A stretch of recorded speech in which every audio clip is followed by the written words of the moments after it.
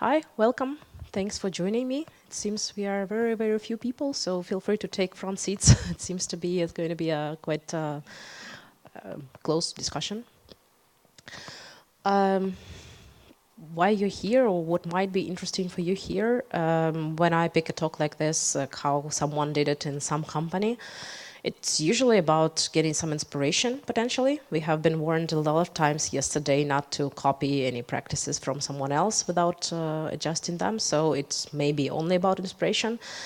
It may be about validation, that what you are already doing is great and maybe someone else is doing it, or you're doing it even better than we have here, so you will have like a boost of self-worth.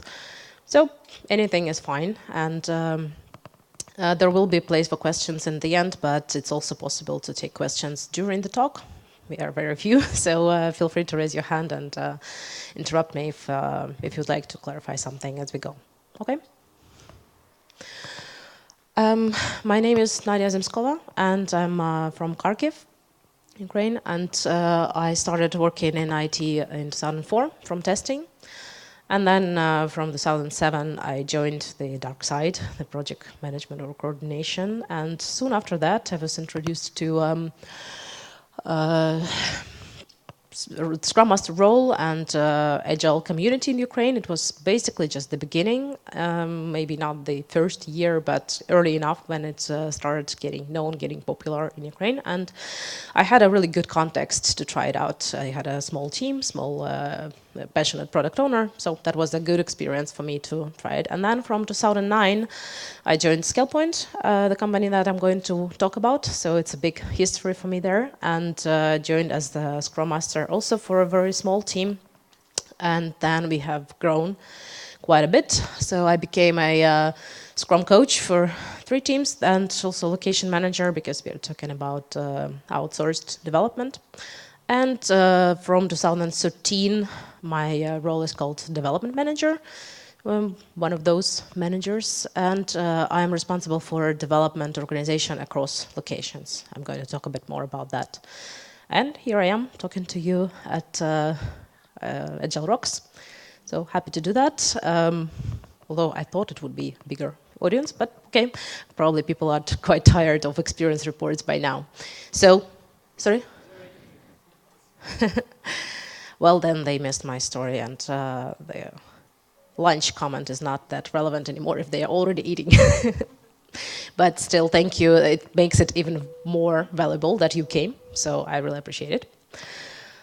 And in a few words about Scalepoint, this is a Danish-based company, started in 2001, with 2 guys having a smart idea about applying a web shop to insurance industry. If you lost an item, then how would insurance company find out how much to pay you back? And that was the idea that in a web shop we already have the prices, so that's how. And combining that too was the source for the first product of Scalepoint that started in 2001. And by today we have 26 customers across Europe. This is mostly Scandinavia, and a little bit in Switzerland, Germany, and Spain, and the UK. And about the size, we are 110 people in IT development and 230 overall across 3 locations, Copenhagen and Ukraine and Poland. So this 110 is my responsibility. We have, this outlines what we do, and this is about claims management. It is a small segment of the insurance industry, and normally insurance companies, our clients, they have internal systems that cover large domains, starting from the policy, calculation of premiums, how much you pay for your insurance if you want to get insured in some area, how you get compensated, what are the customers, and all that. We are coming in a very small segment of that, which is about claims, if something already happened. And with that, we help with the process, because in a lot of companies, it's still fairly manual, a lot of documents being sent around, maybe digital documents, but still in PDF files and stuff like that. And what we do is we integrate the data from their internal system Then we take it, run through the process, integrate all the actors. So if your house broke down, if there is a leakage on the roof, we will find a service partner, the craftsman that will repair your roof. We'll set up an appointment, set up an inspection, run all the reports, and close it down with a settlement to the affected parties. For that, we use a lot of pre-integrated external systems because every country has its own standard of how to calculate damage in a certain area. And what's very important is that we show to the actual customer, to the person who owns the broken house or lost laptop, what is the progress of the claim and where we are and what is the next step. That's in short what we do. And in very short, this is. So we turn paper process into digital, and this is what explains why we are more represented in Scandinavia than anywhere else in Europe, also because Scalepoint is a Danish company, but what we heard yesterday from Mark Lofer, that in Germany you can take a passport renewed in 12 hours. I heard something else, that it takes 3 days to get a bank statement if you had just a transaction and you want to find out how much money you spent. In Ukraine we get an SMS or an app update, and I don't know, maybe that's 2 different Germany versions.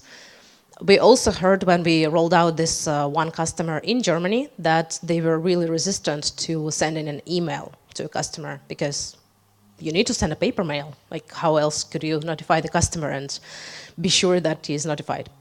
So that's a challenge sometimes, and that kind of explains why we are more in Scandinavia. It seems that the northern countries are more recipient to digitalization as it is right now.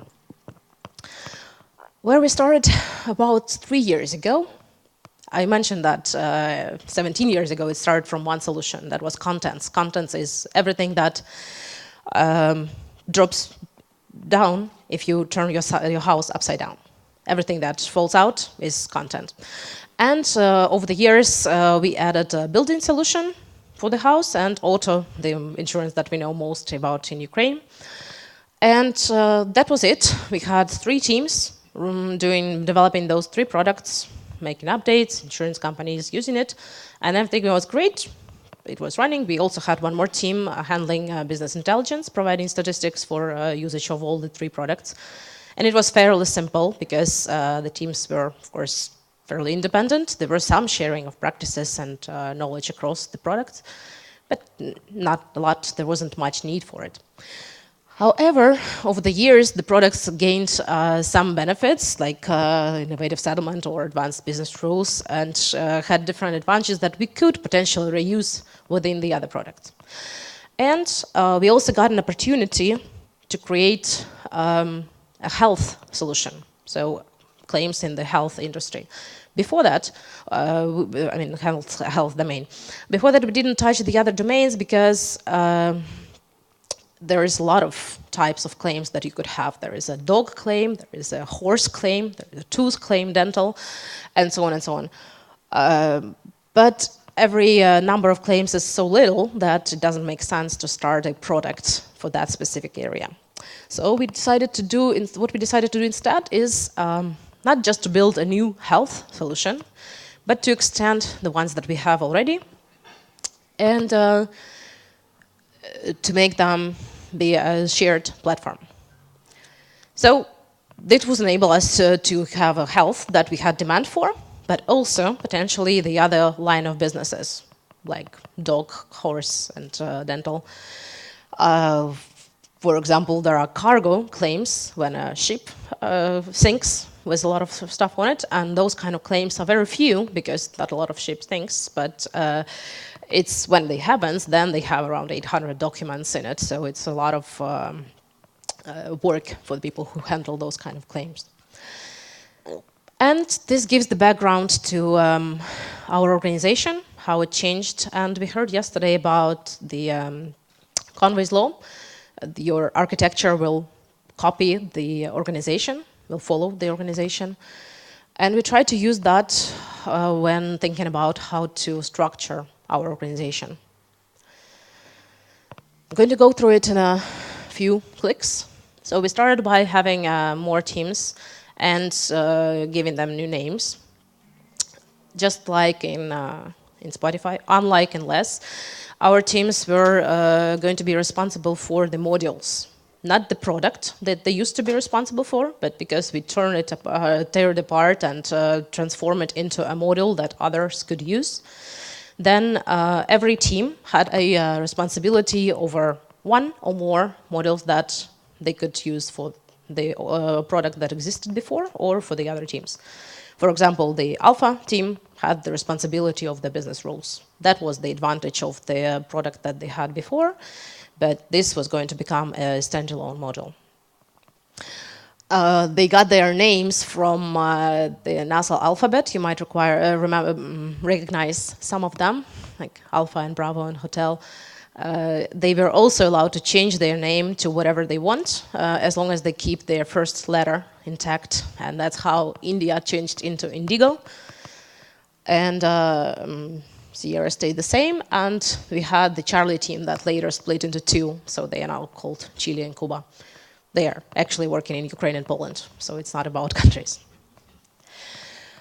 Our teams are cross-functional, so they have developers, testers in them. We have a concept of solution developers. There's one in each team, and solution developers act as representatives towards the other teams. Whenever we have some cross-team coordination, some project that needs to be potentially handled to multiple teams, then we ask solution developers to join and talk about it. They are also the ones that do the first level idea solution brainstorming, estimation about new ideas. We have Scrum Masters that support 2 to 3 teams.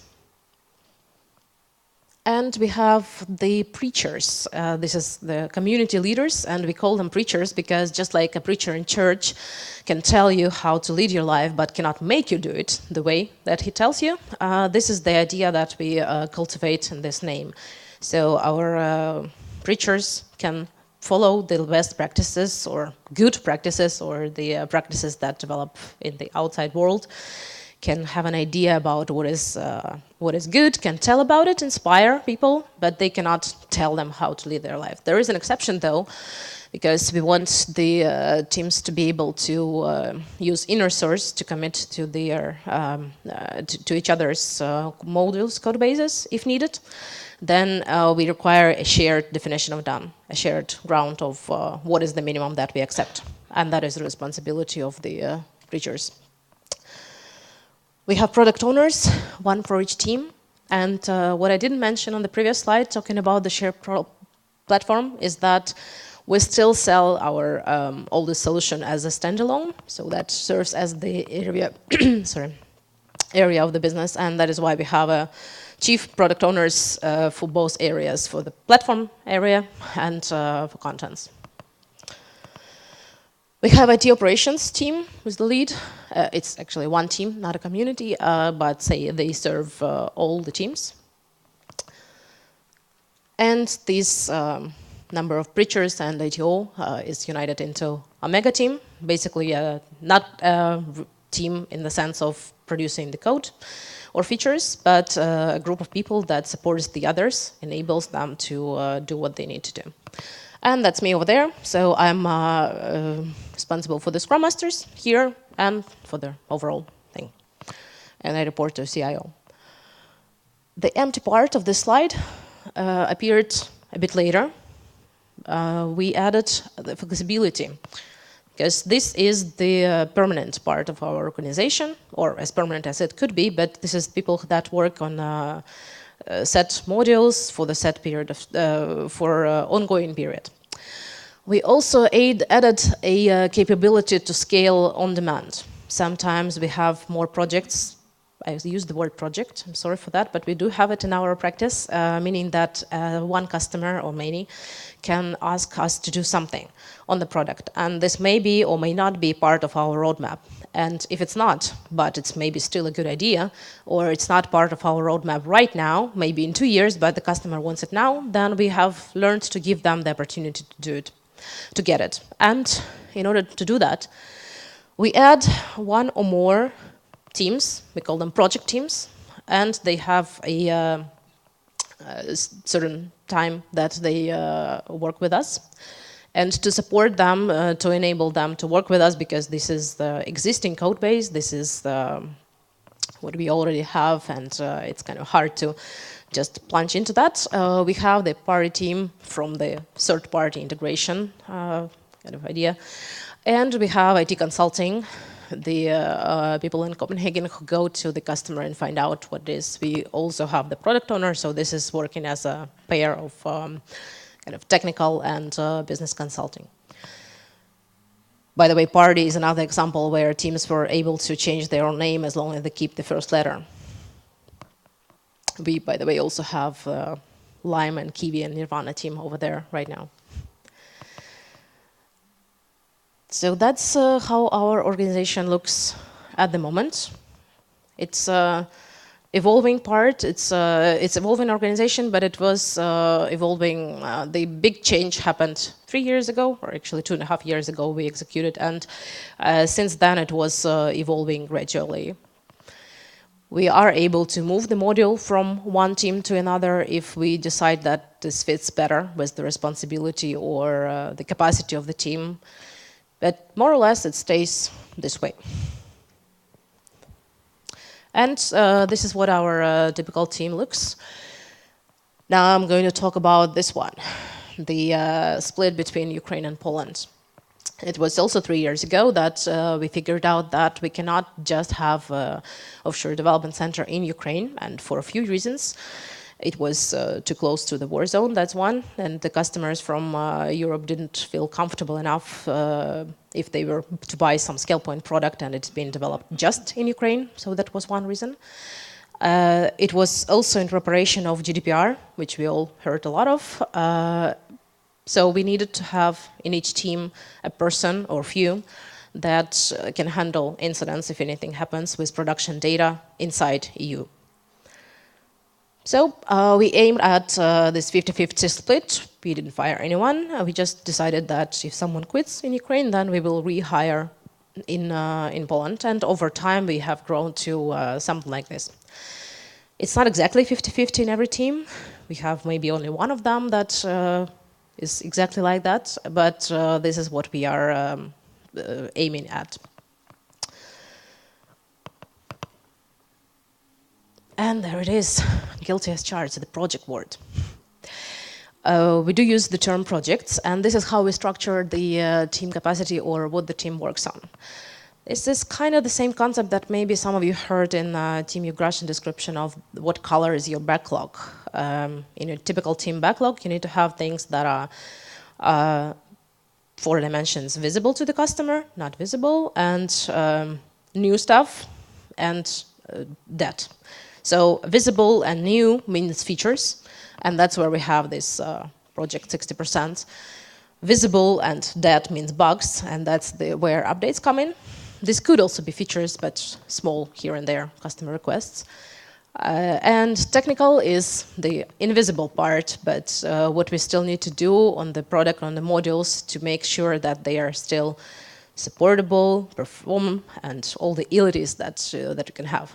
It could be both debt, technical debt, and it could be updating technology to the newer version, doing something in a smarter way. So it could be also new stuff in the technical sense. And what we do is that we try to focus 60% of the larger new initiatives. So that's the project terms that we have. Some set of functionality that makes sense in business view, and that we should focus on for some time to accomplish something. So it's a set of features, you could say. I don't expect you to read the next slide, so be warned, but I am going to tell you about our project process. And it looks awfully like a waterfall, which it is not supposed to be. The idea here is that we have stages, 4Ds, and then assessment. And just like on his keynote yesterday, the most iterations happen here.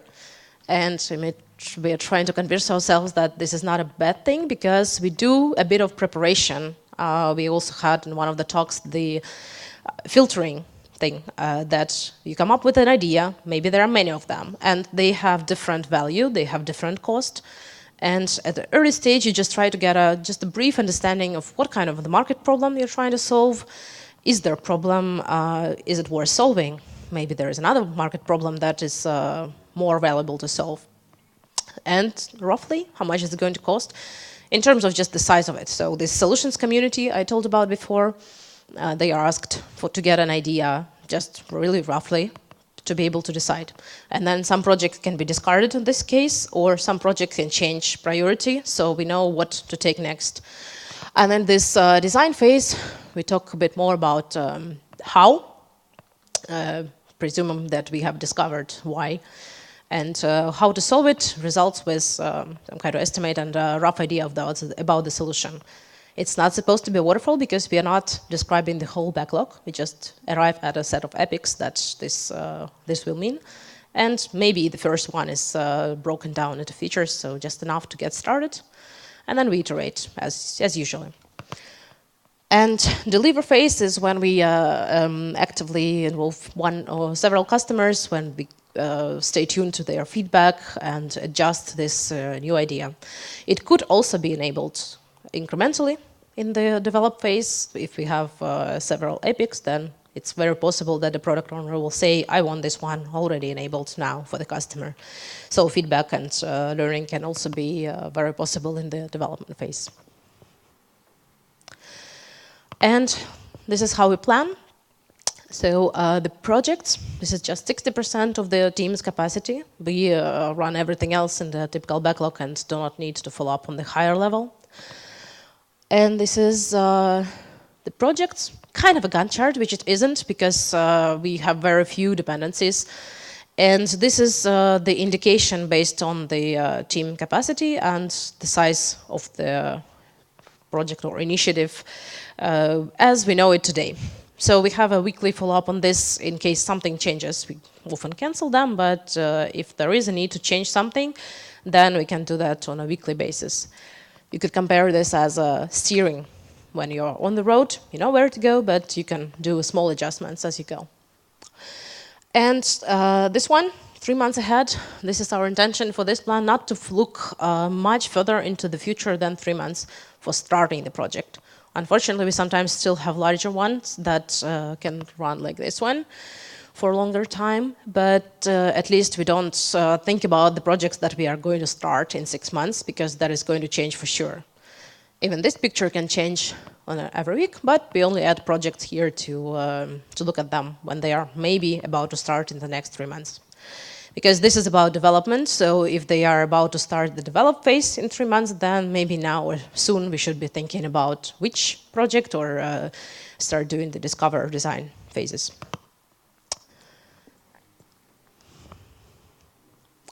And to operate with that, we have the Heartbeat. This is our version of scaling the meetings.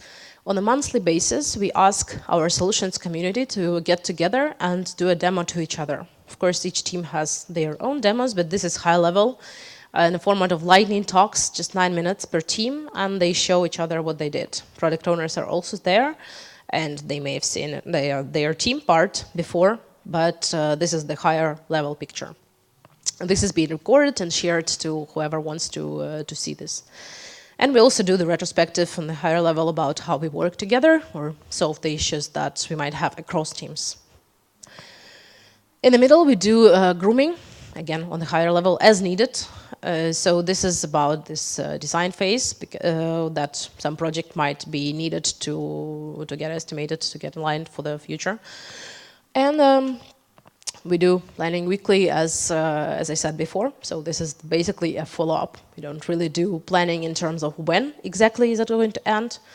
And what we do is, when something shows up on that plan before, then we only tell the customers about some end date on a quarter basis. When we get closer, then we tell a month.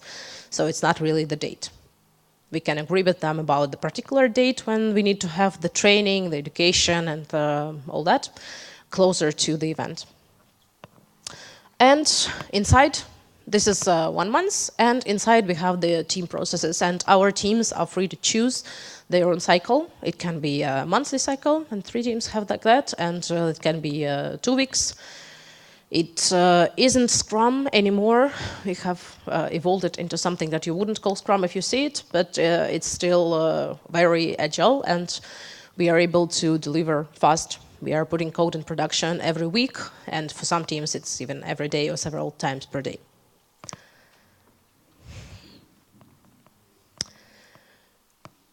To help our teams be self-organized, we need the boundaries. We have talked about it in some of the conversations yesterday, some of the talks.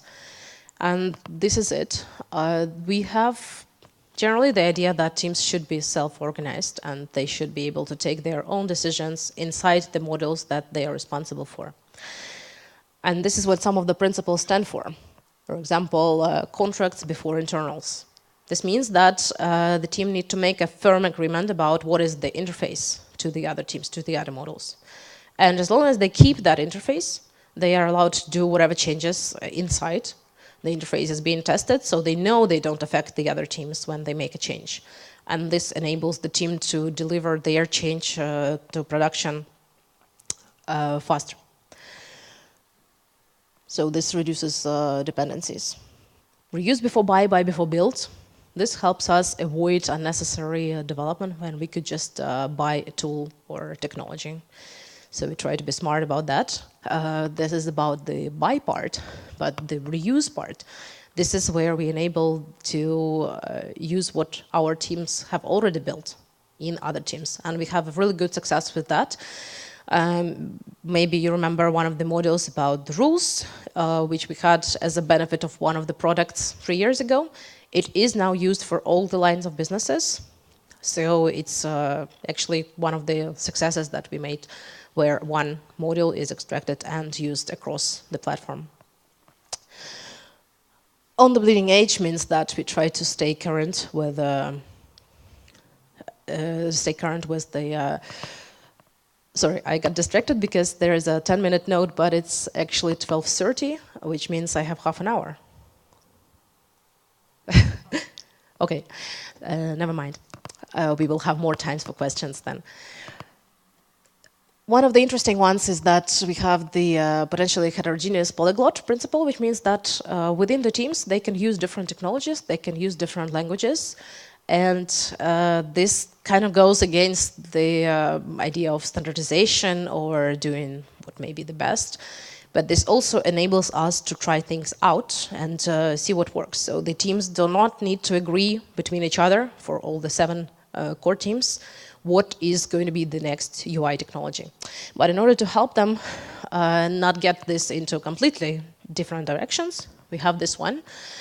Not supposed to read that, just an idea that we have the technology radar, and this is the result of work of the Omega team developer Preacher. 4 rings, 4 quadrants, so different categories of technology, and the rings tell us whether we should adopt or try something else or not touch it at all. And then if some team has an idea that they need something for their new module or to change something within their existing, as long as it's here, they can do whatever. If they want to try something out, then they need to talk to Omega and agree or take a look. Maybe someone else is trying this out, and then talk to the team who's trying something out and how it works for them, and maybe it should move from trial to adopt ring. And you can see, you couldn't actually see, but the hold ring for us contains the Skype as communication tool, because we no longer we're not allowed to use it because the data goes to US, but also we moved to the collaboration tool with channels and chats and much more functionality. So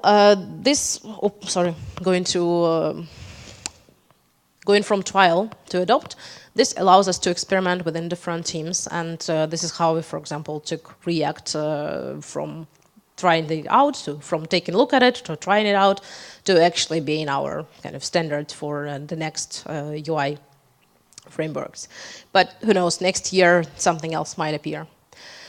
So it's allowed to have a bit of difference, and the biggest difference we have is that some of the teams are .NET and some of them are Java. And this is still okay as long as we have the interfaces between the modules. Okay, 10 minutes would actually suffice. So what I meant to say is that we have solved our needs to a large extent. The task was to build an organization that supports shared platform as opposed to 3 different products. It works. It was also a task to be able to be GDPR compliant, so we have people in Poland that can solve incidents or take a look at the personal data if needed. And basically we are able to release every week or even more often than that. So that is the primary measure of the progress for us. We have challenges, of course, because when it comes to distributed development, you cannot imagine it without. But it also enables us to do something really good, which is the freezing in the world. It's something we are trying out, meaning that if you already have a distributed team, I showed you 50-50% according to the countries. We actually have 4 locations in Ukraine, mostly Kharkiv, but we have 4 people in the other 3 cities. We have 7 cities in Poland. So when we are looking for a new person to join the team, for some reason someone quit or we have a new position, then we are not limited to 1 city, and then we can attract more talent whenever we find it. It is also great for people that work with us that they can go on vacation, or not really vacation, but they could go on vacation to some nice country and spend 3 weeks there, out of which 1 will be vacation and 2 will be remote work. It works for many people with families who want to travel together but want to still stay current with their work. So as a temporary basis, it's really easy. Once you have the technology in place, then this makes it possible for people to do that. There is a lot of home office possibilities, because if you no longer do the daily stand-up next to the board, then you don't lose much. You don't stay disconnected when you are working from home. And this has become very useful also for our team in Kharkiv that used to work as a collocated team some time ago. We also made this flexible capability with the project teams. So we have 5 of them at the moment, and it means that we have learned to get them started, so close them down. We have closed down 2 by now. So it's start and finish, and we can give them the knowledge that they need to get started, to get going, and get the result of their work so that we satisfy the customer need without affecting our roadmap that much. So without delaying our projects that we wanted to do otherwise. We have communities that I showed, developers, testers. I didn't talk much about UX and security. So what you could see on the slide is that we have kind of a mix of if anybody used Spotify terms, the chapters and guilds. So for us, it is community, which is both based on the title. So if you are developers, then you are de facto, or by default, you are part of the development community, and it's kind of up to you to which extent you participate, contribute, or just use data from it or use knowledge from it. There is also UX and security communities that are volunteer-based, meaning that we don't have people with titles about, just except for 1 person, about security or UX, but we have people with interest, so people who have this at heart and who want to be the ambassadors of this knowledge base in their teams. And we do hackathon across locations as the innovation idea, the hub where innovation can happen, and it also works quite well. We maybe do it as often as other people, but for us it's once per year, 2-day activity or 24 hours of spread over 2 days. And the next one is in November, and I'm quite excited about that. And of course, there are challenges. Everybody has them, and we are not an exception. So we are in the distributed environment, and this us versus them still happens sometimes. Our idea to have these teams split 50-50 across locations, it helps. It's also called the deliberately distributed team, because we maybe could have composed them somehow else after some time, after transforming the knowledge, but doing it the way we do, we reduce this feeling of us versus them. This is one team doing one module, yes, across locations. So they have this more towards the project teams or project teams towards the core teams now, not as much as locations, but sometimes it still happens. And we do have a bit of tension when it comes to older part of the team that has been here for years, and newer part of the team that just came in. So new comes in with the energy and drive for change. Old comes with stability. And what we try is that we try to make the best of both parts. So take some of the new energy and drive and take some of the knowledge from the older part and make it work together. Still some of the challenges. Non-equal representation in teams of locations, meaning that 50-50 is the goal, but it's not the current situation in every team. And sometimes it is actually only one developer and one tester, but if there is a problem that this one developer would have to take a look, and then it's not fair to that person. It also challenges if that person decides to quit. So that's something we will still have to figure out.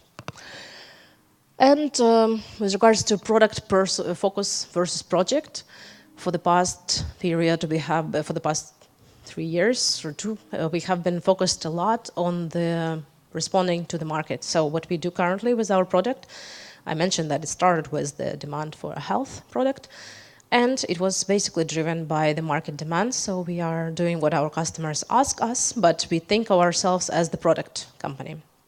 And that means that we want to do what we think is good for the product and that we can sell to the other customers. And finding the balance is still a challenge for us, but we are working on it. And monolithic applications. I started the organization slide from mentioning the Conway's law, that our architecture will follow our organization. It hasn't happened yet for all the modules. Today we have 27 deployable units. Some of them are microservices and some of them are large monolithic applications. And the monolithic applications, they should have this tension that 2 teams are working on it, and then they would split it. And this will happen over time, but it hasn't happened for 2 of them at least, the biggest ones that we have as large monoliths. So that's part of the plans for the future. Of course, if you take a look a year from now, then this list will be completely different. And it actually was, because I was telling about it in Kharkiv 2 years ago, and some of the things from here moved to the previous slide about what works.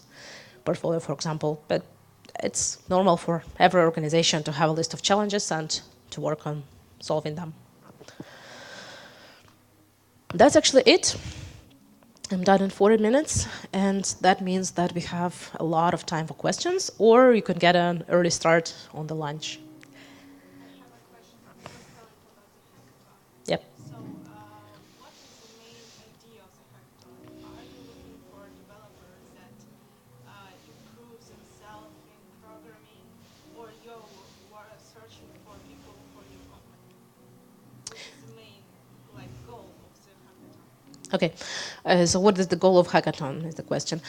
We have a hackathon for employees, so it's not searching for new employees or new people to join the company. And the condition for our hackathon is that you do anything you want with anyone you want, but you need to show a demo at the end of 24 hours, and it needs to be somehow related to what we do at Scalepoint. It doesn't have to be about the product. It may be a new idea. So one of the goals is to discover, foster innovation and to discover new ideas that people in product management may not have thought about or may not have thought possible or something else.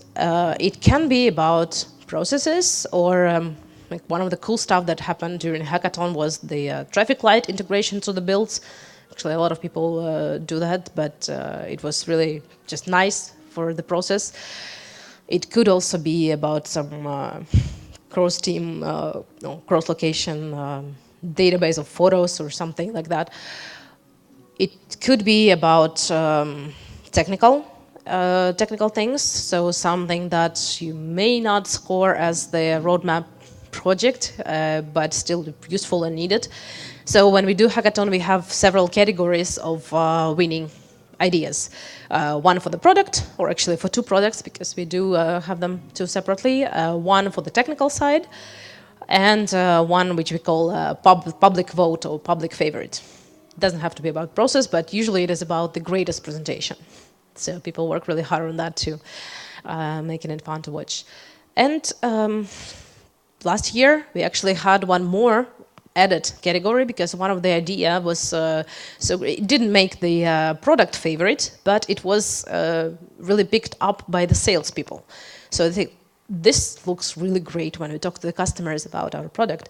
It was, you remember claims, so it was about integration of an IoT device that detects the leakage in the pipe in the house. So it can already identify basically our system that there will be a damage notification soon, and we need to dispatch a service partner to fix the damage because there is a leak over there. And this IoT integration was really great to talk to the customers about and to show how our company can innovate. It did not yet go to, to the roadmap to be implemented, but it could also be some of the ideas from Hackathon are being released 2 weeks after with some polishing. And did I answer? Yes. And I have another question. You were telling at the beginning that you start like a tester in a company. So if we could come back to the age of 2004, or like which advice will be for developers that only starting his or her way? Like what is the main salt? Like how to find a good company, how to improve yourself? Like it's a big question. Your advice, like a person who already passed all this. If you had like a choice, what to choose? Will you be Do you mean choose the specialty or choose the company? No, choose the specialty. Choose the specialty. Well, it's hard me to answer that because I like who I am today. I think that it's hard to become a Scrum Master without a prior experience in something technological. So it could be a developer, it could be a tester, it could be a business analyst, or some role on the team to actually do stuff. Because in my experience, it's even like what I have, I'm a tester before, I do not have development experience. I can write JQL queries in Jira, but that's very limited, and some work in the university. But even that sometimes creates a tension between people on the team and like, okay, who are you to tell us something? But I find it's kind of useful and actually beneficial because I'm definitely not telling them what to do. I'm about creating the background, creating the boundaries, but not telling them how to solve their task. But still, the understanding is helpful. I can understand how the code base is structured or what the tools are and that kind of thing. So that's why I would say that definitely start with a role on the team of doers. And what kind of role? I guess that's really dependent on the person, what they like, what their skills, not yet skills, but tendencies. So it's not one size fits all, I guess. And it's also possible to try things out and see what works best for you. Yeah, please. Okay, my question is the next one. What difference your company is, what is the main difference of your company from another the same company? It's the main point. What difference in what sense? In the products we do, or in the organization, or what do you mean? There are many people, there are many companies in the world, yeah, like yours, but you have a strongest parts of your business, of your company, and what is it? What is the main changes from another company? Well, I will try to answer, but still there's a lot of aspects. I was talking here about the structure of IT development, but when you ask about the company, then I mostly think about the products that we do and what we sell and how is it different in commercial sense. And about claim handling solutions, there was a question yesterday, do you know your company's vision? And I actually do. It's about becoming the leaders provider of innovative claims management solutions in Europe. So we focus on Europe and on claim management, that's specific. And you could already say that we are, if you count the number of customers that we have, as opposed to alternative solutions that you could apply for the claims management. No one has more, but still we have large potential for expanding because a lot of the insurance companies do it themselves in their internal systems, in their core systems, or in their paper way still. So the biggest value is digitalization of the claims process, and in that sense, the company that uses our solution, they get really frequent updates. So I mentioned weekly. That means that we deliver features to production, mostly toggled off, but so we give the business the opportunity to turn it on whenever they want, with proper education and that kind of thing. But generally, in the insurance industry, well, maybe I'm wrong because there is a next talk I'm really interested in to hear about less in insurance company, but the ones that we deal with usually are very slow moving, waterfallish, and for them it's a large change to get these updates very frequently. Sometimes they even ask us to make it slower. That's why we have toggles, and that's why we can limit the rate of change for the customer, for the insurance company users.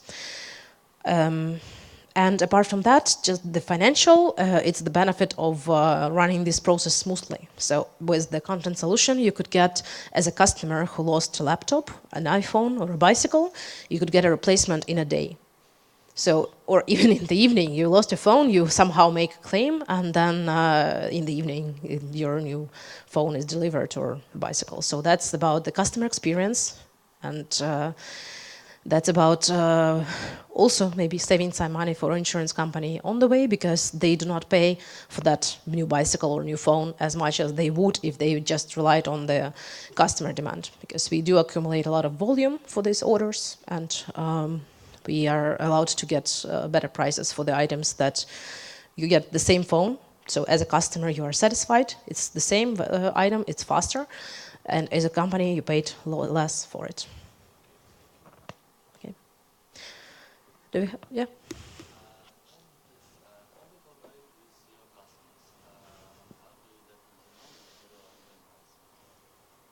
Well, the short answer, how do we connect with our customers? The short answer, we don't. Our customers are the large companies. So in the large company, there is big hierarchy, and it's not always that people who we talk to know what the end users need. So there's very different levels. In our organization, we have the product owners, the solution or IDC that go out to the customers, see how they work, or talk to the relevant people. We do the super user days, what we call them. In each company, we appoint some kind of key user or someone that knows about our solutions, knows also about the needs for maybe their department or some group of users, claim handlers usually. And we invite them for a day of intensive workshop feedback. Sometimes it's about learning some new part of the solution. Sometimes it's about getting their feedback so that we can understand what the market need is. Sometimes we do a survey, like what do you think about our solutions? What are the improvement areas that you think? The danger with that one is that Henry Ford's thing, if you ask the user what they want, they would say a faster horse. So there is a difference between just listening to the users what they say they want and coming up with something that they might actually enjoy, but they don't even know that they want. So it's kind of a lot of things that fit into the picture. And maybe one more that I could mention that I, being from Ukraine and being from the development teams originally, find quite useful is that when we release something, the first day when we put this large initiative to use, then we are allowed to stand behind a user and see them actually use the system. It's more useful when it's in the stage of beta testing and it's not yet in production, and if something doesn't go well, then we can still fix it. But it's also really great when we get this direct contact with the users, so we try to do that from time to time, and development teams send their representatives to visit the customers. Sometimes it's difficult because there is a language barrier. They speak Danish, and they have the interface also in Danish, and then but still people know what the button is and why they press the other one, they can ask after.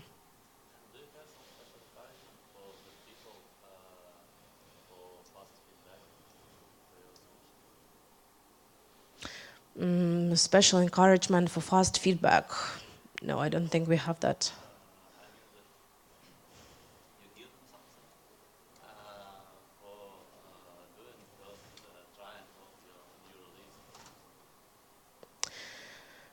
For first try, oh, well, we have something like that in concept. When we do a new project or new initiative that could solve a business need, then we pick a pilot customer. So we just agree with one of the insurance companies that use our system to be the pilot, to incrementally see our demos, give us feedback, and tell us how they would put it into practice. So it's that kind of encouragement, and they get reduced price for this new module or new thing. So that's kind of encouragement that I can think of. Yep. About the roles, one of the roles you have shown us in the slide was this solution developer. Yeah, solution developer role. Sort of an architect within a team, or what's the, just you can highlight what's this? It's not very easy to describe the role. You asked if it's an architect in a way, but it's not the person that makes all the decisions. So that's why we don't call them solution architects. They are solution developers. They think about the solutions and they represent the team towards other teams. So they are the architects in the sense of if we get this high-level estimation and we ask the solution community to think about what it might be, then this is the person that says, probably we can solve it this way and do it like that. But it's more the representative function. And then teams are allowed to make their own process about how they work from there. Because in some teams, this solution developer is actually the person that transforms the business requirements into Jira features. In the sense like, okay, how are we actually going to do it? In some teams, they can split this work and do it with multiple people. So the design phase is also when it's not just solution community, but we already know which team is going to do it, and then we do sprint zero, and it's a collaboration of the team to figure out how they're going to solve that need on a more detailed level than just 1 hour session with a few people, but less detailed than you would think of a waterfall and a 1,000-page specification. Does it answer your question? So it's a role, basically, it's not a title. Well, in our context, it is a title. We could also make it a rotating role or something, but it does require some commitment from this person.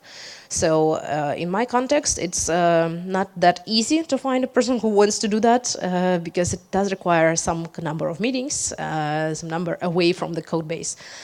They are supposed to stay in the code base at least 50% of their time, but that's just 50, and some people want 90. And that's why we do not really shuffle the role, although it's possible on some longer perspective.